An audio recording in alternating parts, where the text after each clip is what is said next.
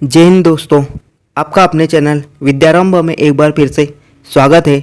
हम मध्य प्रदेश का इतिहास पढ़ रहे थे, जिसके अंतर्गत हम मध्य प्रदेश के प्रमुख राजवंश व प्रमुख रियासतें पढ़ रहे थे। अब हम इस वीडियो में मध्य प्रदेश में गोंडवाना वंश को देखेंगे।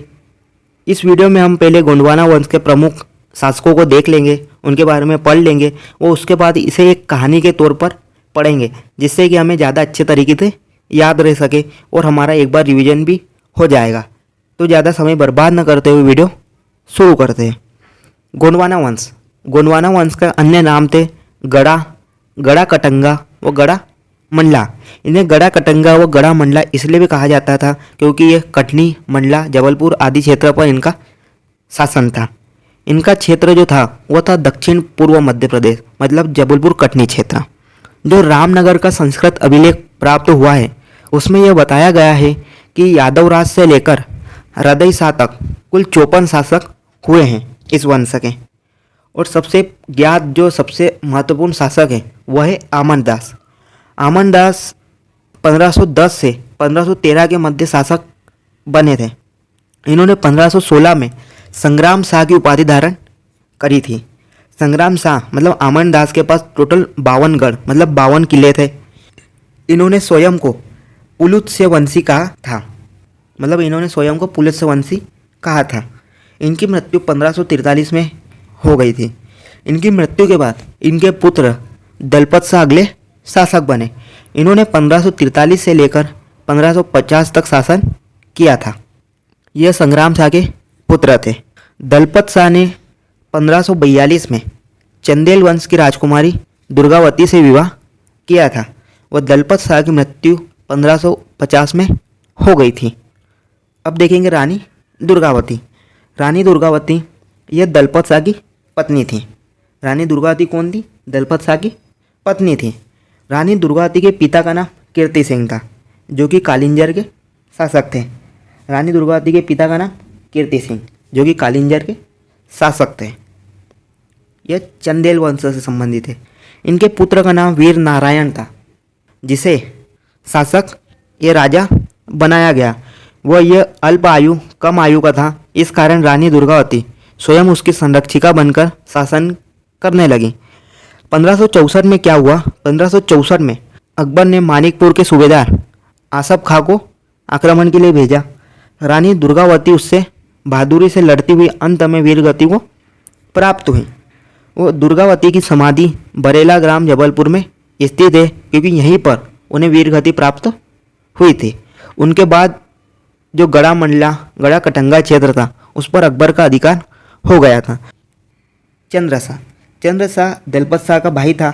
इसने अकबर की अधीनता स्वीकार कर ली और इसीलिए अकबर ने इसे 10 किले दे दिए। इसने अकबर से 10 किले मांगे, मुगलों से 10 किले मांगे, वह मुगलों ने इसे 10 किले दे दिए। वह 10 किले थे। पहला किला था रायसेन का किला, दूसरा था कारूबाग का किला, तीसरा कुरवाई का किला, चौथा भोपाल का किला, पांचवा भोरासो का किला, छठा गणगुनौर का किला, सातवां बाड़ीगढ़ का किला, आठवां चौकीगढ़ का किला, नौवां राहतगढ़ का किला व 10वां मकड़ई का किला। तो यह 10 किले थे जो अकबर ने दलपत शाह के भाई चंद्र शाह को दे दिए थे। शिवराज शाह। अब ये शिवराज शाह शासक बना। उस समय 1742 में पेशवा ने गढ़ा पर आक्रमण किया और मंडला के दुर्ग को जीत लिया था। फिर उसके बाद जो शासक था वह था दुर्ग शाह 1749 में शासक बना था। फिर आता है निजाम शाह।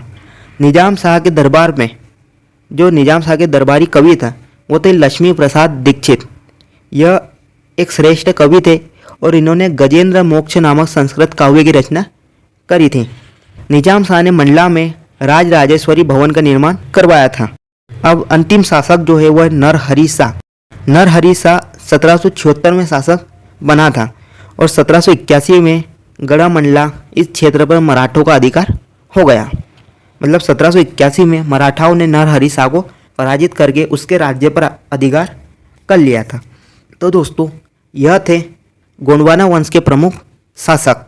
हमने इसमें सभी शासकों को नहीं देखा है, सिर्फ जो प्रमुख शासक थे उनके बारे में ही पढ़ा है। तो अब हम इसे फिर से एक बार रिपीट करते हैं, एक बार इसका फिर से रिवीजन करते हैं जिससे आपको भी अच्छे से याद हो जाए। तो सबसे पहले गोंडवाना वंश को गड़ा कटंगा, गड़ा मंडला भी कहा जाता है। इनका जो क्षेत्र था वो था दक्षिण पूर्व मध्य प्रदेश।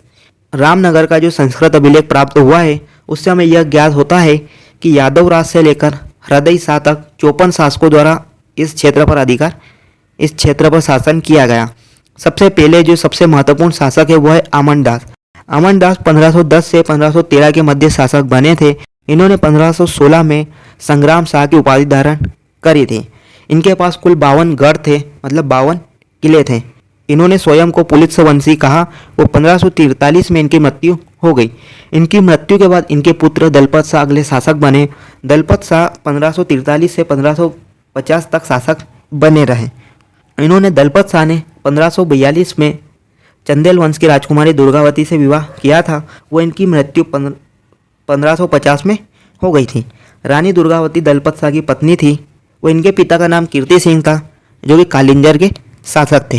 रानी दुर्गावती के पुत्र का नाम वीर नारायण था जिसे राजा बनाया गया। वो रानी दुर्गावती उसकी संरक्षिका बनकर शासन करने लगी। 1564 में रानी दुर्गावती के क्षेत्र पर रानी दुर्गावती के राज्य पर आक्रमण करने के लिए अकबर ने मानिकपुर के सूबेदार आसफ खां को भेजा। इस युद्ध में ग्राम बरेला में इस युद्ध हुआ था जिसमें रानी दुर्गावती बहादुरी से युद्ध लड़ते हुए वीरगति को प्राप्त हुई। वो रानी दुर्गावती की समाधि बरेला ग्राम जबलपुर में स्थित है। उसके बाद चंद्र शाह जो दलपत शाह का भाई था वो अगला शासक बना। उसने मुगलों से 10 किले वापस ले लिए। वो उन्हीं किलों पर अपना राज्य चलाने लगा। वह 10 किले थे रायसेन, कारूबाग, कुरवाई, भोपाल, भोरासो, गणगुनौर, बारीगढ़, चौकीगढ़, राहतगढ़ और मकड़ई। ये 10 किले अकबर से ले लिए थे। उसके बाद शिवराज शाह के शासनकाल में 1742 में पेशवा ने मंडला के दुर्ग पर आक्रमण करके मंडला के दुर्ग को जीत लिया था। उसके बाद निजाम शाह का दरबारी कवि लक्ष्मी प्रसाद दीक्षित थे जिन्होंने गजेंद्र मोक्ष नामक संस्कृत काव्य की रचना करी थी। वो निजाम शाह ने मंडला में राजराजेश्वरी भवन का निर्माण करवाया था। उसके बाद अंतिम शासक इस वंश के जो थे वह थे नरहरि शाह। इन्होंने 1776 में गद्दी प्राप्त करी थी, मतलब 1776 में ये शासक बने थे। वो 1781 में इन्हें पराजित करके मराठाओं का अधिकार इस क्षेत्र पर हो गया था।